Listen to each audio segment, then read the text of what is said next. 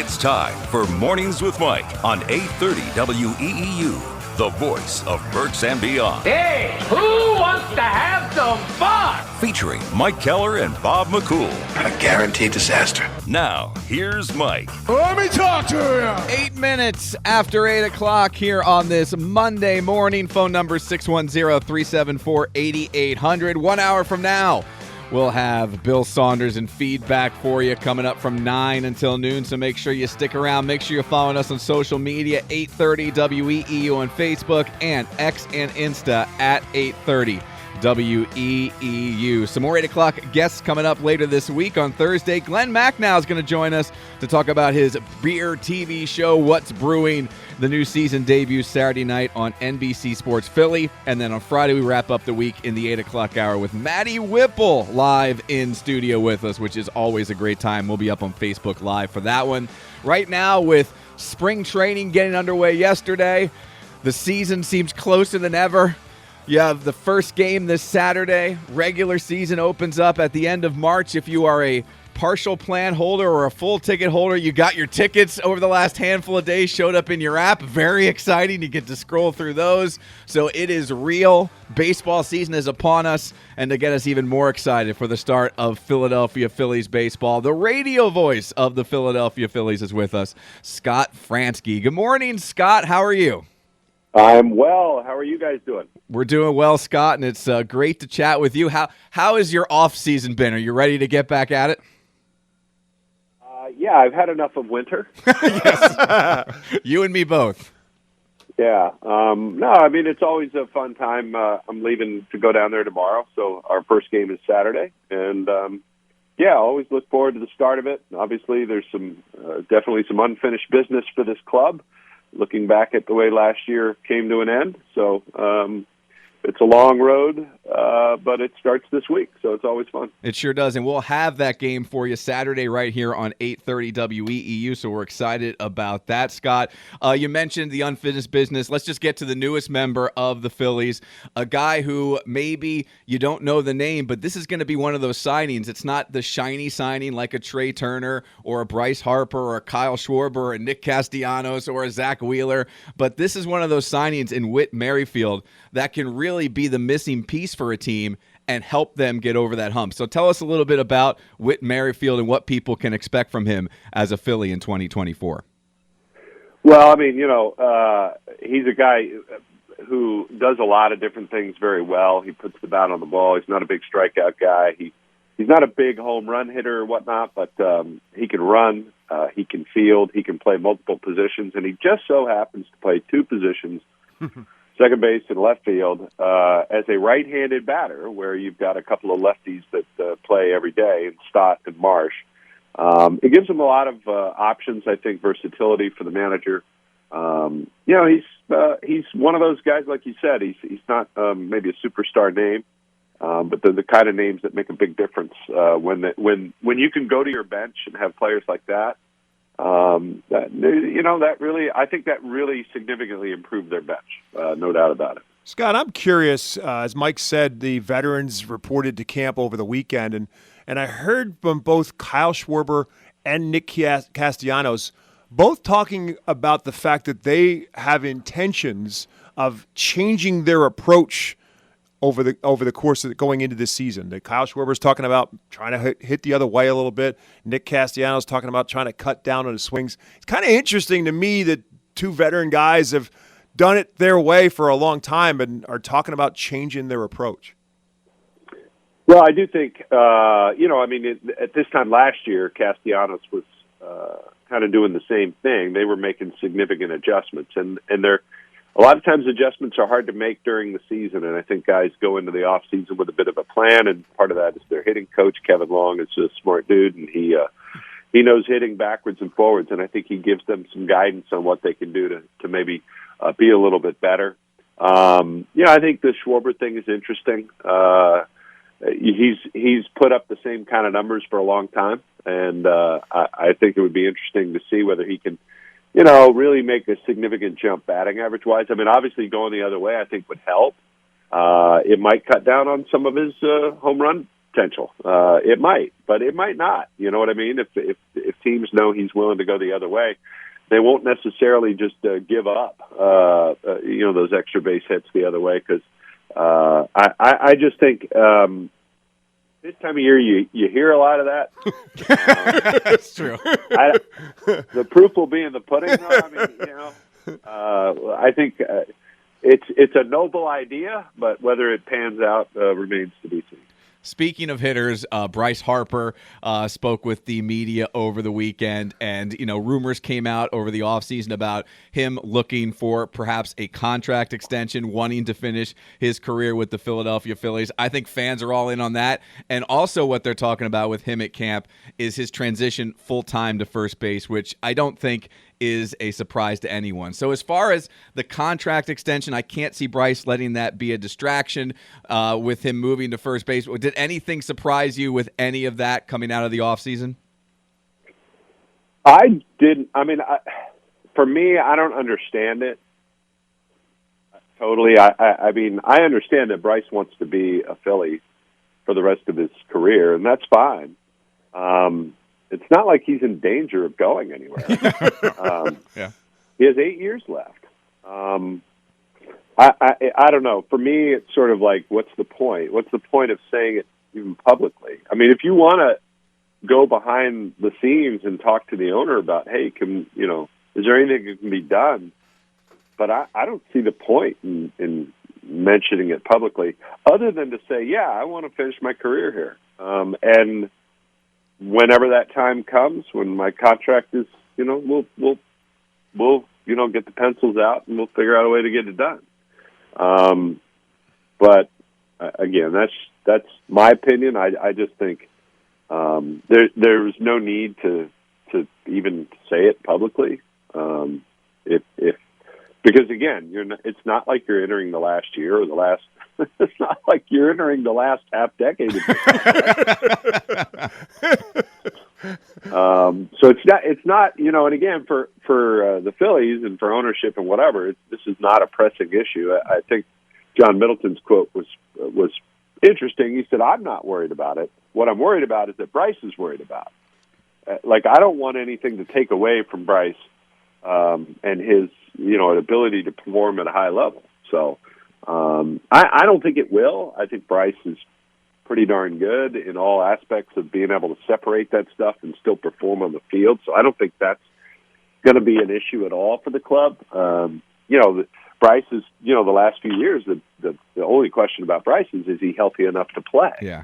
And if he's healthy enough to play, he generally plays pretty well. So, obviously that's what part of the first base move, that has something to do with that. I mean, they feel like maybe that will, provide a little more longevity to his career. And he was pretty good there. So, it sounded like yesterday he said, I never want to say never, but it doesn't sound like I'll move back to right field ever. Yeah, and do you get the feeling that this is more agent stuff than it is Bryce stuff? Like, I'm sure he wants to finish and he's saying all the right things. I want to be a Philly for the rest of my career. Do you think this is more of the agents putting it out there than Bryce really worrying about it? Well, the agent works for the player. We all know who the agent is. It's Scott Boras. But the agent works for the player. And yes, Boras is the one who floated it. I guess it was at the winter meetings or somewhere during the off season. That's where this all started. And of course, the first question for Harper when he gets there is going to be, what's the deal with the contract? Mm-hmm. But Boras doesn't do anything flip.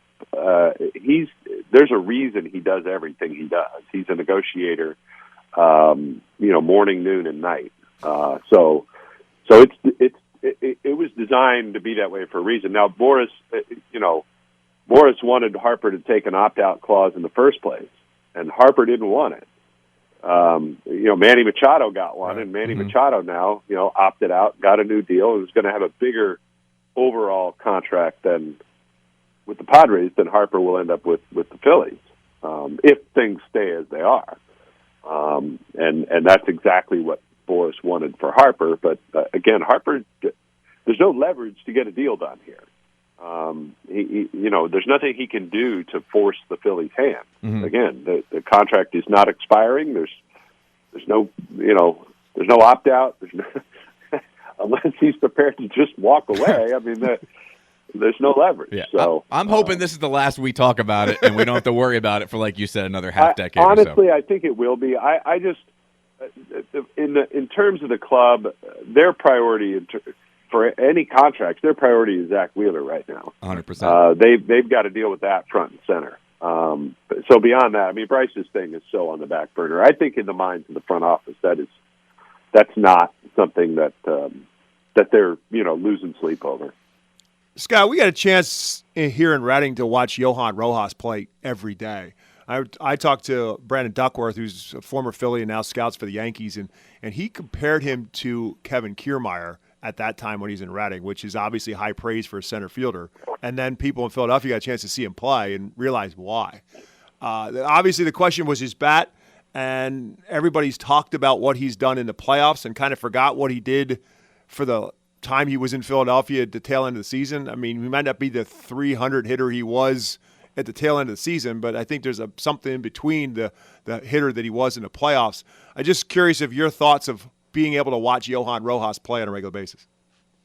Well, I think Johan is a Gold Glove caliber center fielder. There's no question about it. I mean, he could go out there and play center field for the next 10 years and be pretty darn good.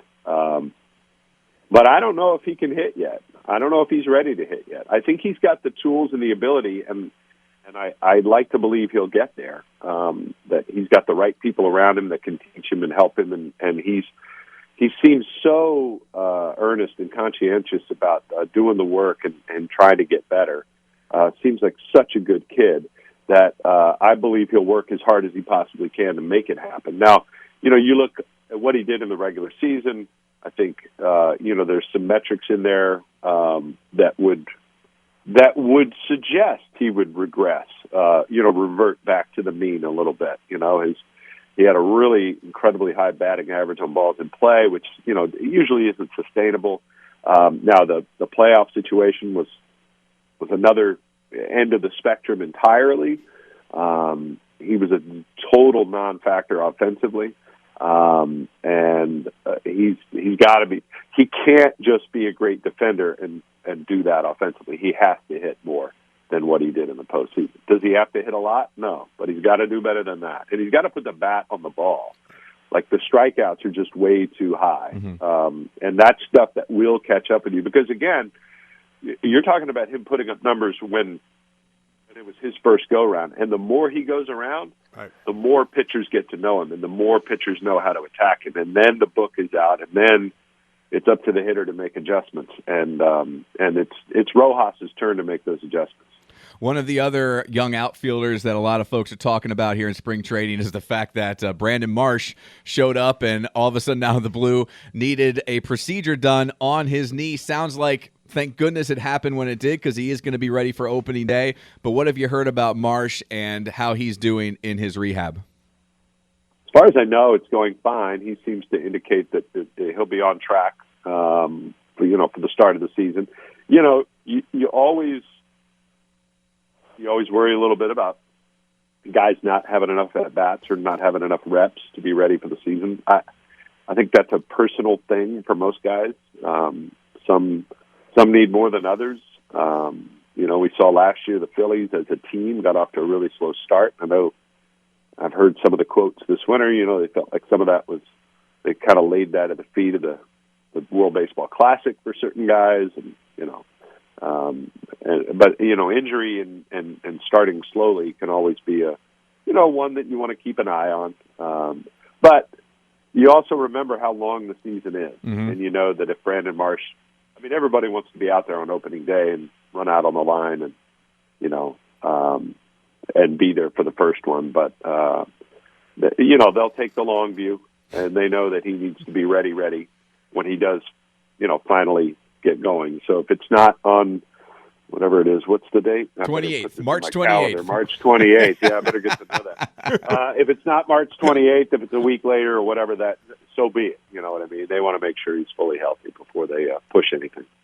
Scott, once upon a time, there was such a thing as a closer in the game of baseball. It's becoming more and more obsolete every day, including in Philadelphia, because there's really not a guy I mean, it's just kind of not what the Phillies organization right now is doing. Craig Kimbrell was their closer last year, but they don't really consider it that anymore. And obviously right now going into the season, there's nobody there who you say, well, he's your closer. I guess it's just kind of the evolution of the game, whether you like it or not, that there's no longer just going to be that guy who has the ninth inning. It could be this guy today, and it could be that guy tomorrow.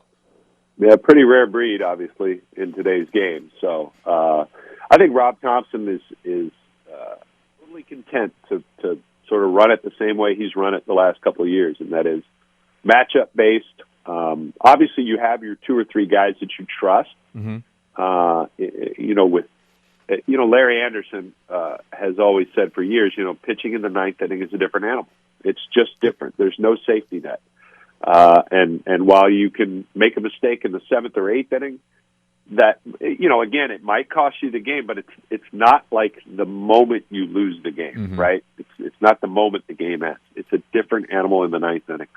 And so I think it takes a rare guy to do that. And the Phillies were quite content to rely on a guy like Kimbrell, who has all those saves in his career in those moments. And, he put up good numbers. He was an all-star last year. I think he takes way too much of the blame for, what might have gone on in October and in that series with Arizona. I think numerous guys in the bullpen bear some of the brunt of that.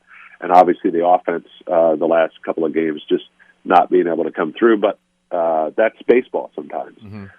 So I do think you'll see them run that out with, some combination of Alvarado and Dominguez and those guys at the back end of the bullpen. They think Hoffman is a guy who can take down the ninth inning, that he has the right makeup to do something like that. I don't know whether we'll see Orion Kerkering get to that point, right. Even this soon in his career. I think it's a lot to ask, but who knows? Maybe he could do it.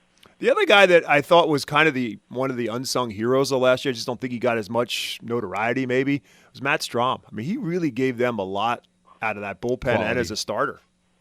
Yeah, I mean, you look back to this time last year, when they had guys coming out of spring training that weren't ready to go. Wheeler wasn't quite ready to go, and Ranger Suarez was injured, and they desperately needed Strahm to make those starts early in the season. And then switching over to a bullpen role. Rob Thompson has a lot of confidence in Matt Strahm, and he has a lot of confidence in Matt Strahm. There's certain guys he's okay with bringing in the middle of an inning, as they like to say, a dirty inning, guy on base, whatever. And Strahm is one of those because he's the same guy all the time. He has the same sort of energy level, the same intensity all the time. So it's not a different kind of situation for him, and I know the manager and coaches are very comfortable going to Matt Strahm in those type situations. Talking with the radio voice of the Philadelphia Phillies, Scott Franzke. We'll have traffic for you here in just a moment. Scott, we'll let you go on this. Obviously, you mentioned the World Baseball Classic last year. Trey Turner made a lot of headlines in the World Baseball Classic. It didn't carry over into the regular season. A lot of people comparing his first season with the Phils to Nick Castellanos' first season with the Phils. Nick didn't have the post-ovation season like Trey did last year. Is there any reason to believe that we won't see more post-ovation Trey in 2024 than pre-ovation Trey? No, there's no. I mean, the post-ovation Trey was MVP. Mm-hmm. I mean, you extrapolate those numbers over the course of a full season, and you have an all-time kind of season for a Phillies shortstop. So will he be that good? That's a lot to ask. But was he a lot more like the Trey Turner you expected? Absolutely. And I think you would.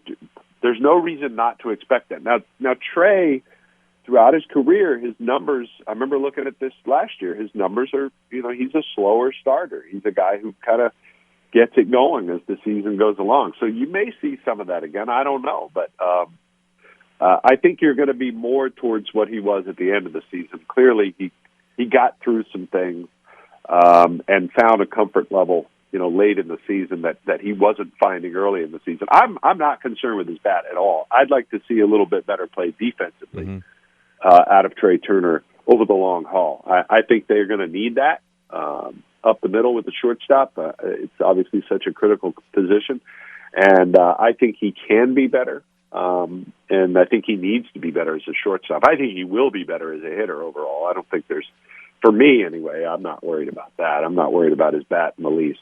Excellent. Well, that's great news, and we can't wait for not just Saturday and spring training baseball, but yes, March 28th, Scott, opening day at Citizens Bank Park. I'm going to put it in my phone right now. All right. I'll send you an Outlook calendar date. That way you have it in there and you're good. Perfect. All right. Scott, thank you so much for the time. Safe travels down to Florida, and we can't wait to hear you Saturday calling some baseball here on WEEU. Good, guys. Thanks for having me.